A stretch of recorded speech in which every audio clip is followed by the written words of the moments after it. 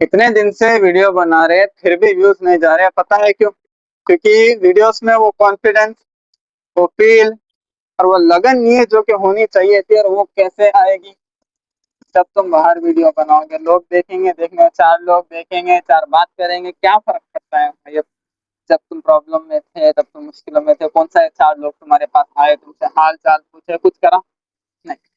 तो बात सिंपल सी है, जब जिद है अपनी जिंदगी बेहतर बनाने की तो क्यों फिक्र करते हो जमाने की?